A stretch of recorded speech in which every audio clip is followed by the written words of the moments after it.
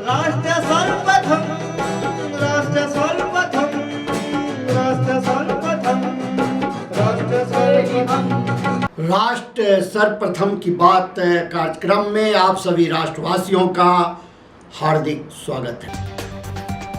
उच्चतम न्यायालय ने उस याचिका पर विचार करने से इनकार कर दिया जिसमें भारत निर्वाचन आयोग को बिहार के मुंगेर निर्वाचन क्षेत्र के कुछ मतदान केंद्रों पर पुनर्मतदान कराने का निर्देश देने की मांग की गई थी।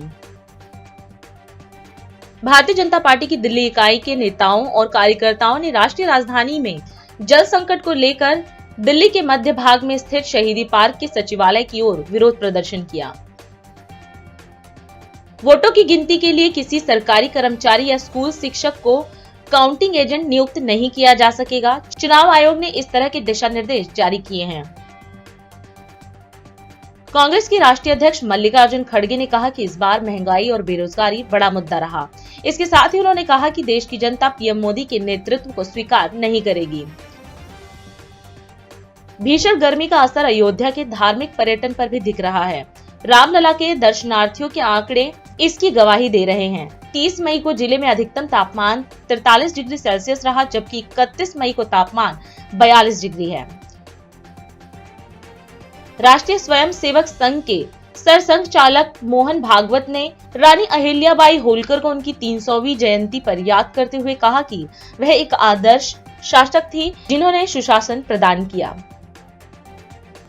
ओडिशा के पुरी में भगवान जगन्नाथ के चंदन यात्रा उत्सव के दौरान पटाखों के ढेर में विस्फोट होने से एक नाबालिग समेत कम से कम 3 लोगों की मौत हो गई और 33 अन्य घायल हो गए। बिहार में भीषण गर्मी के चलते कम से कम 19 लोगों की मौत हो गई। तापमान 44 डिग्री सेल्सियस से अधिक हो गया है। उत्तरी दिल्ली के वजीराबाद इलाके में पुलिस प्रशिक्षण केंद्र के मालखाना में आग लग गई। मध्य पूर्वी और उत्तरी भारत में भीषण गर्मी के लगातार जारी रहने से कम 54 लोगों की मौत हो गई और दिल्ली सहित कई स्थानों पर अधिकतम तापमान 45 डिग्री सेल्सियस से ऊपर दर्ज किया गया। उत्तराखंड के मुख्यमंत्री पुष्कर सिंह धामी ने शिमला हिमाचल प्रदेश में आयोजित पत्रकार वार्ता को संबोधित किया। इस दौरान मीडिया को संबोधित करते हुए सीएम धामी ने कहा कि 6 चरणों में मतदान संपन्न हो चुके हैं और 7वें चरण में मतदान होने हैं। उन्होंने कहा कि पिछले 10 सालों में पीएम मोदी के नेतृत्व में देश आगे बढ़ा है और भाजपा इस चुनाव में केंद्र सरकार के 10 वर्ष के रिपोर्ट कार्ड को लेकर जनता के बीच गई है, जिसके सकारात्मक संकेत देखने को मिले हैं। पिछले 10 वर्षों में देश में एक्सप्रेसवे, वंदे भारत जैसी स्वदेशी ट्रेन, नए विश्वविद्यालय, आईआईटी, आईआईएम, एम्स और हवाई अड्डों का निर्माण हुआ है। आप सभी जानते हैं कि इस समय देश के अंदर लोकतंत्र का महायज्ञ चल रहा है और इस लोकतंत्र के महायज्ञ का 6 चरण पूरे हो चुके हैं। अंतिम 7वां चरण 1 जून को होना है। तो पूरे देश के अंदर अनेक स्थानों पर इस चुनाव प्रचार अभियान के दौरान मेरा जाना हुआ है। अनेक राज्यों पर अनेक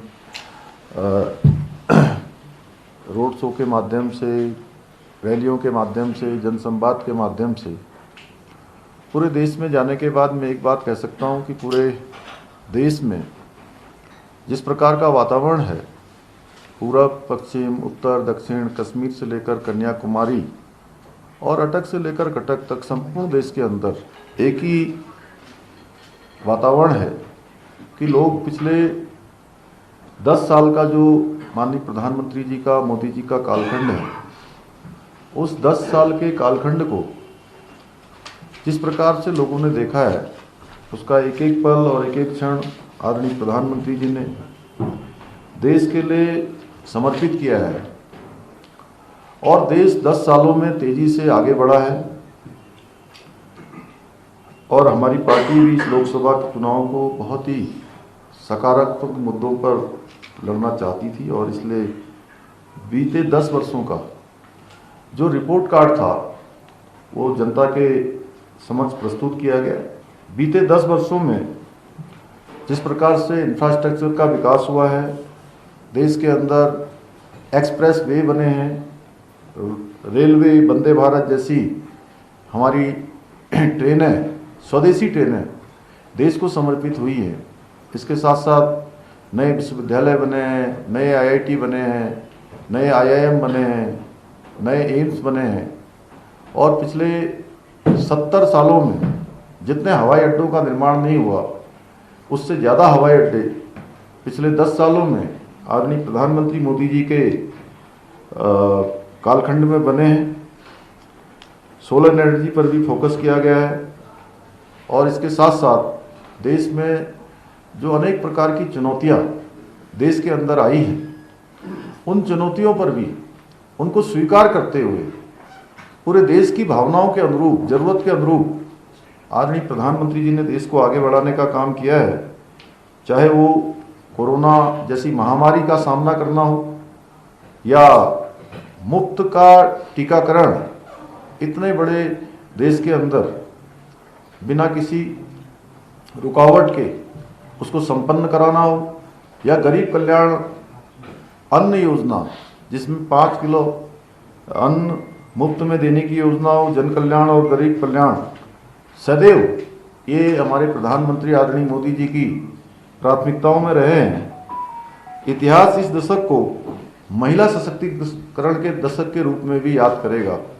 ये इतिहास में अंकित हो गया कि देश की आज़ादी के बाद आदरणीय प्रधानमंत्री मोदी जी ने जो देश को प्रतीक्षा थी महिला सशक्तिकरण के क्षेत्र में महिलाओं को 33% का आरक्षण, नारी शक्ति बंधन विधेयक देश में आज पास हो गया है। प्रधानमंत्री आवास योजना के अंतर्गत घरों की चाबी सौंपना हो या इज्जत घर बनाने हो या जल जीवन मिशन में हर घर को पानी पहुंचाना हो, उज्ज्वला गैस के फ्री सिलेंडर हो, ऐसी अनेक योजनाएं, लखपति दीदी योजना हो, ड्रोन दीदी योजना हो, महिला स्वयं सहायता समूह को देश के अंदर सशक्तिकरण करना हो और प्रति व्यक्ति आयु बीते 10 वर्षों में लगभग डबल हो गई है।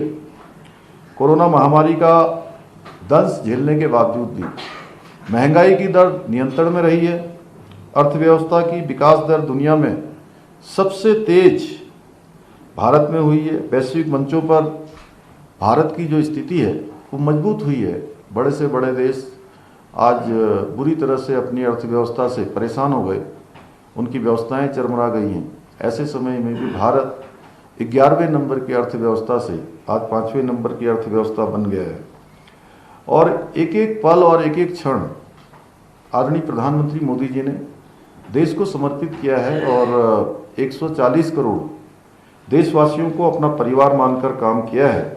इसलिए मोदी जी को तीसरी बार प्रधानमंत्री बनाने के लिए हिमाचल के लोग अपना मत देंगे, अपना समर्थन देंगे और प्रचंड बहुमत से चारों लोकसभा सीटों को जिताएंगे। 6 जो उपचुनाव हो रहे हैं उन उपचुनावों में भी विधानसभा के भारतीय जनता पार्टी बड़े अंतर से जीतेगी। एआईसीसी मुख्यालय में कांग्रेस नेता जयराम रमेश, पवन खेड़ा और सुप्रिया श्रीनेत ने संयुक्त प्रेस वार्ता को संबोधित किया। इस दौरान मीडिया को संबोधित करते हुए जयराम रमेश ने कांग्रेस पार्टी द्वारा किए गए चुनाव प्रचार को सकारात्मक बताया और कहा कि यह भारत जोड़ो न्याय यात्रा के कारण संभव हुआ है। वहीं जयराम रमेश ने भारत जोड़ो यात्रा के दौरान 5 न्यायों के घोषित किए जाने को दोहराया और कहा कि 5 न्याय 25 गारंटी को कांग्रेस ने अपने घोषणा पत्र के माध्यम से जनता के सामने रखा है। कांग्रेस पार्टी का जो अभियान रहा है, जो चुनाव प्रचार रहा है, बड़ा सकारात्मक एजेंडा और नैरेटिव जो तय किया गया है, ये भारत जोड़ो न्याय यात्रा का नतीजा है। पहली बार 23 जनवरी 2024 को राहुल गांधी जी ने गुवाहाटी में हमारे 5 न्याय का कार्यक्रम की घोषणा की थी। नारी न्याय, युवा न्याय, किसान न्याय, श्रमिक न्याय और हिस्सेदारी न्याय। 23 जनवरी को पहली बार राहुल जी ने ये 5 न्याय का कार्यक्रम का जिक्र किया था।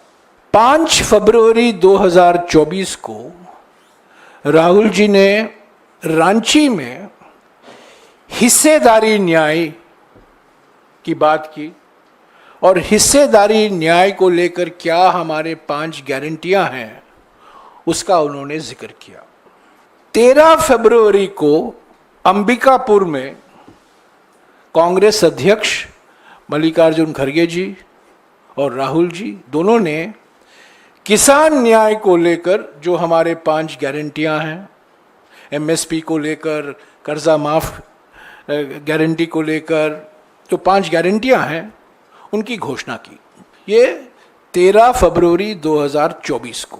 तब 7 मार्च 2024 को बांसवाड़ा में कांग्रेस अध्यक्ष मल्लिकार्जुन खड़गे जी और राहुल जी ने युवा न्याय को लेकर जो हमारे 5 गारंटियां हैं उसकी उन्होंने घोषणा की।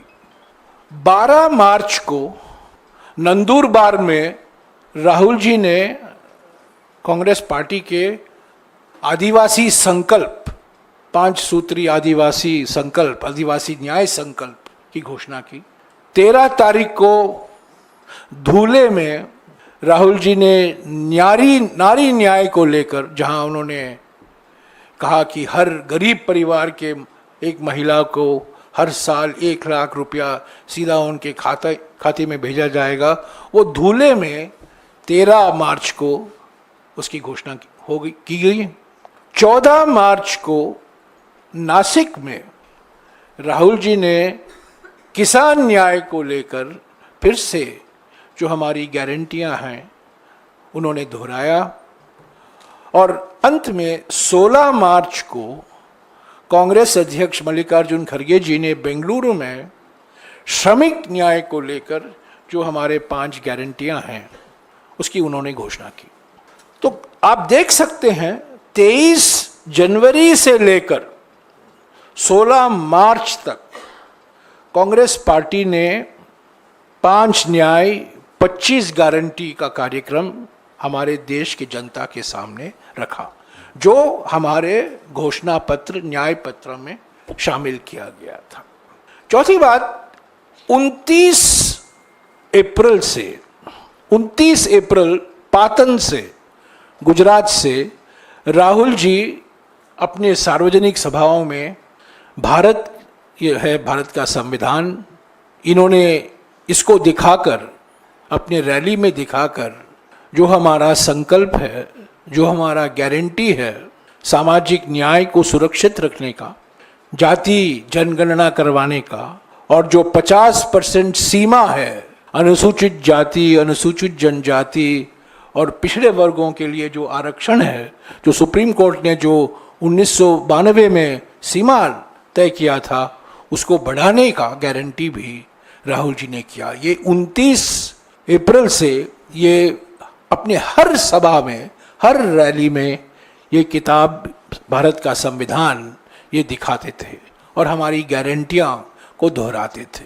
तो हम समझते हैं कि हमारे चुनाव प्रचार के कारण, हमारे 5 न्याय 25 गारंटी के कारण, और जो हमने प्राथमिकता संविधान को सुरक्षित रखने के लिए जो हमने, हमारे कांग्रेस अध्यक्ष ने, राहुल जी ने, प्रियंका जी ने बार बार इसको दोहराया, हम समझते हैं कि यही वजह है कि इंडिया जनबंधन को स्पष्ट और निर्णायक बहुमत जरूर मिलेगा 4 तारीख को।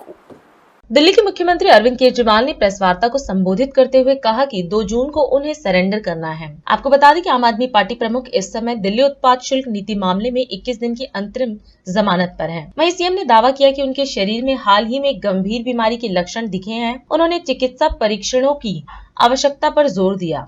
साथ ही उन्होंने जनता के लिए चिंता व्यक्त की और कहा कि जेल के अंदर से भी दिल्ली के काम चलते रहेंगे, दिल्ली के काम नहीं रुकने देंगे। माननीय सुप्रीम कोर्ट ने मुझे चुनाव प्रचार करने के लिए 21 दिन की मोहलत दी थी।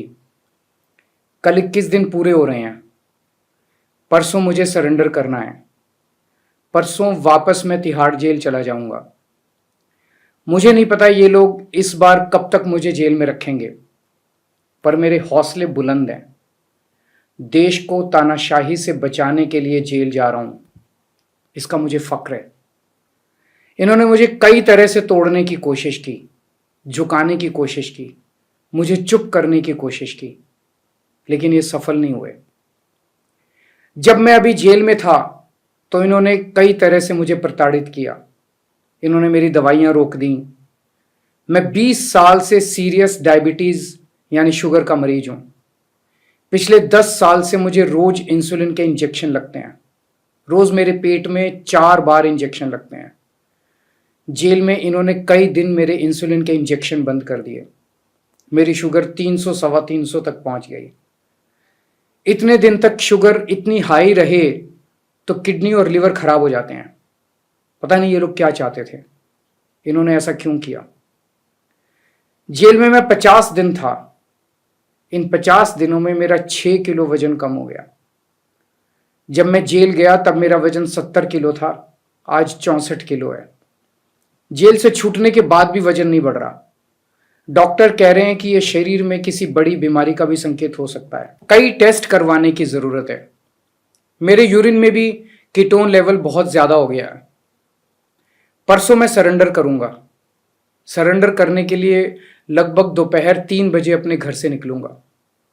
हो सकता है ये इस बार मुझे और ज्यादा प्रताड़ित करें, लेकिन मैं झुकूंगा नहीं। आप अपना ख्याल रखना। मुझे जेल में आपकी बहुत चिंता रहती है। आप खुश रहेंगे तो आपका केजरीवाल भी खुश रहेगा। मैं बेशक आपके बीच नहीं होऊंगा, लेकिन आप चिंता मत करना, आपके सारे काम चलते रहेंगे। मैं चाहे जहां रहूं, अंदर रहूं, बाहर रहूं, दिल्ली के काम नहीं रुकने दूंगा। आपकी फ्री बिजली, मोहल्ला क्लिनिक, अस्पताल, फ्री दवाइयाँ, इलाज, महिलाओं के लिए फ्री बस यात्रा, 24 घंटे बिजली और भी सारे काम चलते रहेंगे। और लौट के हर माँ बहन को हर महीने 1000 रुपये देने की भी शुरुआत करूंगा। मैंने हमेशा आपके परिवार का बेटा बन के अपना फर्ज निभाया है। आज मैं अपने परिवार के लिए आपसे कुछ मांगना चाहता हूं। मेरे माता पिता बहुत बुजुर्ग हैं। मेरी माँ बहुत बीमार रहती हैं। मुझे जेल में उनकी बहुत चिंता रहती है। मेरे पीछे से मेरे माता पिता का ख्याल रखना, उनके लिए दुआ करना, भगवान से प्रार्थना करना। दुआ में बड़ी ताकत होती है। आप मेरी माँ के लिए रोज प्रार्थना करेंगे तो वो जरूर स्वस्थ रहेंगी। मेरी पत्नी सुनीता बहुत मजबूत हैं। उन्होंने जिंदगी के हर मुश्किल वक्त में मेरा साथ दिया है। जब मुश्किल वक्त आता है तो पूरा परिवार एकजुट हो जाता है। आप सबने मुश्किल वक्त में मेरा बहुत साथ दिया है। हम सब मिलके तानाशाही से लड़ रहे हैं। देश को बचाने के लिए यदि मुझे कुछ हो जाए, यदि मेरे प्राण भी चले जाएं, तो गम मत करना। आपकी प्रार्थनाओं की वजह से ही आज मैं जिंदा हूं और आगे भी आपका आशीर्वाद मेरी रक्षा करेगा। अंत में बस ये कहना चाहता हूं, भगवान ने चाहा तो आपका ये बेटा बहुत जल्द वापस आएगा। जय हिंद। मध्य प्रदेश के मुख्यमंत्री मोहन यादव ने प्रदेश की कानून व्यवस्था के संदर्भ में पुलिस मुख्यालय भोपाल में आकस्मिक बैठक कर उच्च अधिकारियों को आवश्यक निर्देश दिए। इसके उपरांत सीएम मोहन यादव ने मीडिया को संबोधित करते हुए पुलिस विभाग को बधाई दी, जिन्होंने मध्य प्रदेश में लोकसभा चुनाव के 4 चरणों को सफलतापूर्वक संपन्न कराने में अपनी भूमिका निभाई। वहीं अगले महीने बारिश के बाद शुरू होने वाले त्योहारों और शैक्षणिक संस्थानों में नए सत्र की शुरुआत के लिहाज से प्रदेश में पुलिस विभाग को तैयारियों के दिशा निर्देश जारी किए। मैं मुख्यमंत्री के साथ गृह मंत्री भी हूँ। स्वाभाविक रूप से इस विभाग की जवाबदारी मेरे पर, और उसी नाते से मैंने यहाँ अभी चलने वाले प्रदेश की सारी हलचल, तो ये मान के चल रहे हैं कि लगभग 3 महीने आकर्षता के पूर्व स्वाभाविक रूप से हम सब चुनाव अभियान में लगे थे। और जैसे ये चुनाव का 7वां चरण पूरा हुआ, हम अपने अपने स्तर पर अपने सारे कामों को हाथ में लेते हुए, और मैंने पुलिस विभाग को बधाई भी दी। जिनमें ये 4 चरणों के चुनाव में पूरे प्रदेश स्तर पर पहली बार कोई बूथ लूटने की घटना, कोई गोलीबारी, कोई मर्डर, कोई बड़ा झगड़ा, कोई क्रिकेट, ये पुलिस की अपनी सफलता भी है, प्रशासन की सफलता भी है। और लेकिन जो होने वाले अपराध है, उन अपराधों को और सख्ती करें। अधिकारियों का लगातार निरीक्षण होना चाहिए, उनकी अपनी व्यवस्था बने और इस अच्छी बातों को समाज के बीच में लाएं। और जहाँ कहीं लगता है कि पुलिस की पढ़ाई की जरूरत है, मैंने छूट दी है कि आप जितना अपने को लगता है प्रशासन के लेवल पे आप वो पूरी सख्ती कीजिए। मुझे संतोष है इस बात का कि अभी तक के जो मुझे आंकड़े बताए भी गए, इस प्रकार के रिकॉर्ड बने कि हमारे सालों की तुलना में बहुत कम एक तरह से घटनाओं पर काफी नियंत्रण हुआ है। अपराध की दर सभी क्षेत्रों में गिरी है, लेकिन फिर भी हमने कहा सजगता रखना चाहिए। साथ ही साथ अगले महीने से बारिश के बाद त्योहारों का सिलसिला चालू होने वाला है, तो त्योहारों में भी हमारी अभी से प्लानिंग लग जाए। जहाँ बड़ी या बड़े आयोजन होने वाले हैं, तो वहाँ का प्रबंधन हम कैसे अच्छा करें, क्या करें। खासकर स्कूल कॉलेज जो प्रारंभ होने वाले हैं, स्कूल कॉलेजों के आसपास सुरक्षा का प्रबंध किस तरह, लड़कों का स्कूल, लड़कों के कॉलेज, उनकी विशेष चिंता करें। ऐसे कई इशू को लेकर के मैंने अपनी बात कही और मुझे संतोष है कि इस प्रकार का वातावरण बना है। हमारे प्रशासन इन सारी बातों को करने में सक्षम है। अभी समय है एक ब्रेक का, हम चलते हैं ब्रेक पर, आप कहीं जाए नहीं, छोटा सा break. Powered by Kamal Buildtech Private Limited, fulfilling promises. With our professional team and experience of delivering projects, in past we guarantee you peace of mind and top quality work in an affordable price. और अधिक खबरों के लिए आप हमारे YouTube channel दैनिक India दर्पण को अभी सब्सक्राइब करें और नोटिफिकेशन के लिए बेल आइकन को प्रेस करना ना भूलें। राष्ट्र सर्वप्रथम की बात कार्यक्रम में ब्रेक के बाद एक बार फिर आप सभी राष्ट्रवासियों का स्वागत। देश की राजधानी दिल्ली लंबे समय से जल संकट से जूझ रही है। शहर अपनी पानी की बड़ी मांग को पूरा करने के लिए काफी हद तक पड़ोसी राज्यों पर निर्भर है। वहीं जल आपूर्ति न होने के कारण दिल्ली की जनता बेहाल है। इसी कड़ी में भारतीय जनता पार्टी की दिल्ली इकाई के नेताओं और कार्यकर्ताओं ने राष्ट्रीय राजधानी में जल संकट को लेकर दिल्ली के मध्य भाग में स्थित शहीदी पार्क से सचिवालय की ओर विरोध मार्च निकाला। भाजपा की दिल्ली इकाई के प्रमुख वीरेंद्र सचदेवा के नेतृत्व में प्रदर्शन किया गया। जनता को संबोधित करते हुए दिल्ली प्रदेश अध्यक्ष वीरेंद्र सचदेवा ने कहा कि दिल्ली की जनता पानी के लिए तरस रही है, क्योंकि ये जल संकट प्राकृतिक नहीं कृत्रिम संकट है। उन्होंने बताया कि समझौते के मुताबिक हरियाणा को 719 क्यूसेक पानी भेजना था, लेकिन हरियाणा प्रतिदिन 1049 क्यूसेक पानी दे रहा है। उन्होंने सवाल उठाते हुए कहा कि दिल्ली को पानी वायदे से अधिक मिल रहा है, तो फिर पानी की आपूर्ति क्यों नहीं हो रही। दिल्ली बीजेपी अध्यक्ष ने दिल्ली में जल संकट के लिए दिल्ली सरकार को जिम्मेदार ठहराया। दोस्तों, दिल्ली में पानी का संकट है। हम सब कार्यकर्ताओं को समझने की जरूरत है कि ये संकट प्राकृतिक है या संकट अरविंद केजरीवाल के भ्रष्टाचार ने बनाया हुआ है। और आज जो बातें मैं आपसे कहने जा रहा हूं, ये बातें हम सबको समझने की जरूरत है। ये एक एक आंकड़ा हमको याद करने की जरूरत है और जनता को ये बताने की जरूरत है कि ये चोरी, भ्रष्टाचार, कुप्रबंधन के कारण दिल्ली की जनता पाए के बूंद पानी के लिए तरस रही है। 2014 से पहले वजीराबाद बैराज में जल स्तर 674.50 फीट बनाए रखने के लिए मुलक एस्केप और डाइवर्जन ड्रेन नंबर 8 यमुना नदी के माध्यम से दिल्ली को पानी मिलता था। ये कहानी है 2014 से पहले की। 2014 में हरियाणा सरकार ने एक CLC का निर्माण किया। किसका निर्माण किया? CLC। ये CLC होती है कैरियर लाइन्ड चैनल्स, कि पानी की बर्बादी ना हो तो चैनल के थ्रू पानी भेजा जाए और वो पानी कम से कम बर्बाद हो।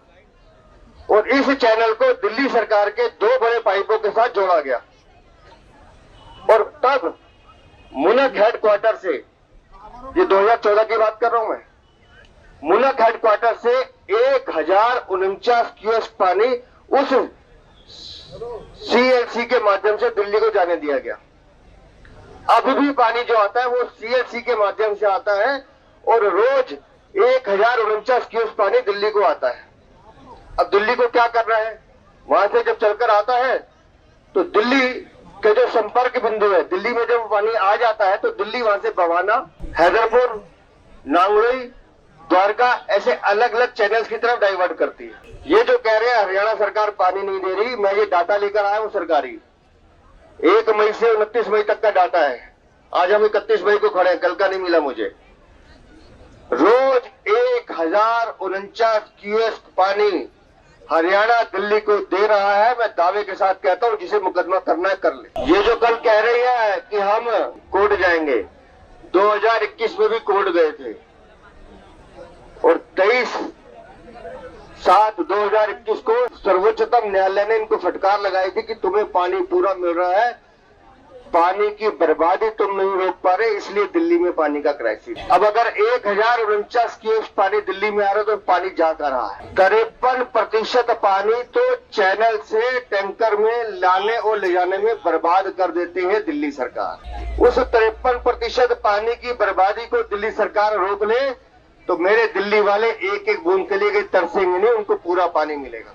अरविंद केजरीवाल का कुप्रबंधन वो ये दिखाता है कि दिल्ली में पानी की बर्बादी प्राकृतिक नहीं है, दिल्ली में पानी की बर्बादी ये बनाई गई चोरी है। अब इन्होंने एक हेल्पलाइन नंबर चलाया कि यहाँ फोन कीजिए टैंकर आएगा, करके देखना टैंकर नहीं आएगा।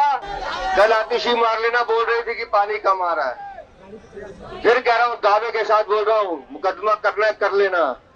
3 दिन पहले दिल्ली सरकार के इंजीनियर हरियाणा अफसरों के साथ चेक करने गए थे कितना पानी आ रहा है। स्कॉडा सिस्टम लगा हुआ है, हर घंटे अपडेट होता है, ऑनलाइन देख सकते हो। सारी चेकिंग कर ली और वहां से सर पकड़ के आ गए कि हरियाणा तो पानी पूरा दे रहा, पानी जा कर रहा। ये है दिल्ली सरकार। आज से 10 साल पहले दिल्ली जल बोर्ड 600 करोड़ के फायदे में था। आज दिल्ली जल बोर्ड 80,000 करोड़ के लोन पर है, तो इसका जिम्मेदार कोई है तो अरविंद केजरीवाल और उसकी सरकार। वहीं नई दिल्ली लोकसभा सीट से बीजेपी उम्मीदवार बांसुरी स्वराज ने कहा कि आप सरकार ने कृत्रिम जल संकट पैदा कर दिया है। दिल्ली जल बोर्ड 2013 में 600 करोड़ रुपए के फायदे में था, फिलहाल यह 73,000 करोड़ रुपए के घाटे में चल रहा है। इस झुलसती हुई गर्मी में दिल्ली आज त्राहिमाम कर रही है, पानी की बूंद बूंद के लिए तरस रही है। और ये पूरा का पूरा पानी का संकट बनाया गया है केवल केजरीवाल सरकार ने। अरे वो दिल्ली जल बोर्ड जो 600 करोड़ रुपए के मुनाफे में था 2013 में, आज 73,000 करोड़ रुपए के घाटे में है। राष्ट्रीय राजधानी दिल्ली में एक तरफ जहां पानी की किल्लत से लोग बेहाल हैं, वहीं दूसरी तरफ इसे लेकर सियासी बयानबाजी जारी है। बीजेपी और आम आदमी पार्टी दोनों ही इसे लेकर एक दूसरे पर आरोप प्रत्यारोप लगा रहे हैं। इसी कड़ी में दिल्ली के जल मंत्री आतिशी ने प्रेस वार्ता को संबोधित किया।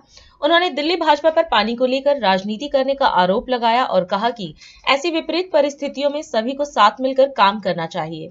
दिल्ली में इस समय सीवियर हीट वेव है। इस सीवियर हीट वेव के दौरान दिल्ली में पानी की भी कमी है, दिल्ली वाले परेशान हैं। और ऐसे समय पर जब दिल्ली वाले परेशान हैं तो भारतीय जनता पार्टी राजनीति कर रही है। भारतीय जनता पार्टी ने आज अपने कई वॉलंटियर्स और कार्यकर्ताओं को इकट्ठा करके दिल्ली सरकार के सचिवालय के बाहर प्रोटेस्ट किया। मैं भारतीय जनता पार्टी से ये पूछना चाहती हूँ कि जब ऐसा आपातकाल का समय है, जब सीवियर हीट वेव है, जब 50 डिग्री के ऊपर टेम्परेचर पहुंच रहा है, जब दिल्ली के लोग परेशान हैं, तो क्या ये गंदी राजनीति करने का समय है? क्या इस समय पे हम लोगों को साथ नहीं आना चाहिए? दिल्ली के बगल में हरियाणा है, दिल्ली के बगल में उत्तर प्रदेश है, दोनों जगह भारतीय जनता पार्टी की सरकार है। मैं तो भारतीय जनता पार्टी से ये अपील करूंगी कि ये समय साथ आने का है। ये समय आपके द्वारा शासित हरियाणा सरकार, आपके द्वारा शासित उत्तर प्रदेश सरकार को अपील करने का है। अगर भारतीय जनता पार्टी अपनी हरियाणा सरकार को कहेगी तो हरियाणा जरूर कुछ पानी दिल्ली को देगी। अगर भारतीय जनता पार्टी उत्तर प्रदेश की सरकार को कहेगी तो उत्तर प्रदेश की सरकार जरूर कुछ पानी दिल्ली को देगी। तो मैं तो भारतीय जनता पार्टी से यही अपील करूंगी कि दिल्ली वाले परेशान हैं, दिल्ली वाले आपातकाल की स्थिति में हैं, दिल्ली वाले हीट वेव से जूझ रहे हैं।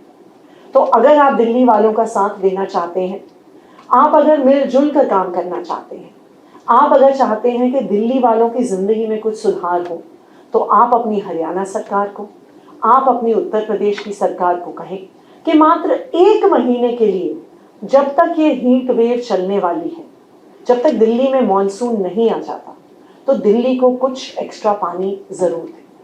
देखिए, दिल्ली देश की राजधानी है। देश भर से लोग काम की तलाश में, बेहतर सुविधाओं के लिए, बच्चों को पढ़ाने के लिए, अच्छे इलाज के लिए दिल्ली आते हैं। इसलिए हम सबकी जिम्मेदारी बनती है कि देश की इस राजधानी में अगर लोग परेशान हैं, तो हम इस समय राजनीति ना करें, बल्कि कुछ ऐसा करें जिससे दिल्ली वालों को इस मुश्किल परिस्थिति में कुछ आसानी मिले, कुछ राहत मिले। हमारे YouTube चैनल दैनिक इंडिया दर्पण को अभी सब्सक्राइब करें और नोटिफिकेशन के लिए बेल आइकन को प्रेस करना ना भूलें। आज हम इस कार्यक्रम में आपसे विदा लेते हैं। आप अन्य खबरों के लिए बने रहे। राष्ट्र सर्वप्रथम, वंदे मातरम, जाग उठा है भारत। राष्ट्र सर्वप्रथम, राष्ट्र सर्वप्रथम, राष्ट्र राष्ट्र सर्वप्रथम राष्ट्र सर्वप्रथम